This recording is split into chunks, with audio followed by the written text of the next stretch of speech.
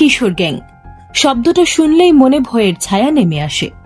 কিন্তু কখনো কি ভেবে দেখেছি এই কিশোররা কি জন্ম থেকেই অপরাধী, নাকি আমরা আমাদের সমাজই তাদের এমন এক অন্ধকার পথে ঠেলে দিচ্ছি যেখান থেকে ফিরে আসা প্রায় অসম্ভব।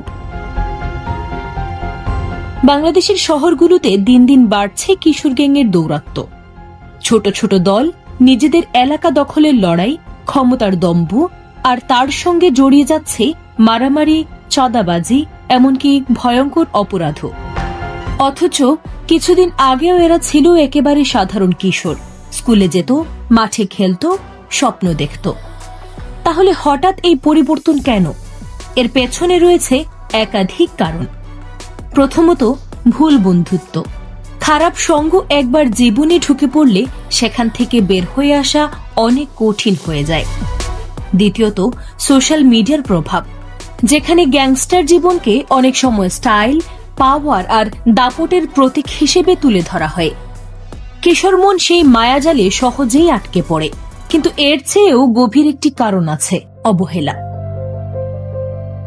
পরিবারের সময় না পাওয়া, সঠিক দিক নির্দেশনার অভাব, স্কুল থেকে দূরে সরে যাওয়া, সব মিলিয়ে তারা হারিয়ে ফেলে নিজের পরিচয়। তখন তারা খুঁজে বেড়ায় এমন একটি জায়গা যেখানে তারা গুরুত্বপূর্ণ, যেখানে তাদের ভ্যালু আছে, আর সেই জায়গাটাই হয়ে ওঠে গ্যাং। গ্যাং তাদের দেয় পরিচয়, দেয় শক্তির অনুভূতি। যদিও সেটি ভ্রান্ত, কিন্তু এই পথের শেষ কোথায়?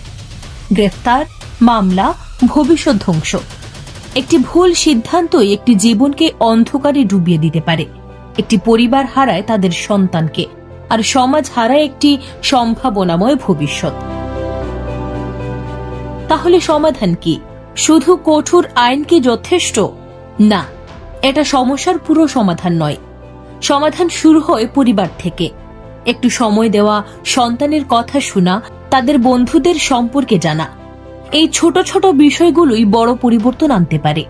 পাশাপাশি স্কুল, সমাজ এবং রাষ্ট্রকেও এগিয়ে আসতে হবে কিশোরদের জন্য নিরাপদ, সৃজনশীল এবং ইতিবাচক পরিবেশ গড়ে তুলতে। কারণ আজ যারা পথ হারাচ্ছে তারাই কিন্তু আগামী দিনের বাংলাদেশ।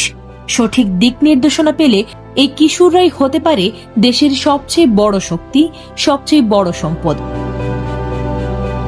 এখন প্রশ্ন একটাই, আমরা কি সময় মতো তাদের হাত ধরে রাখতে পারছি?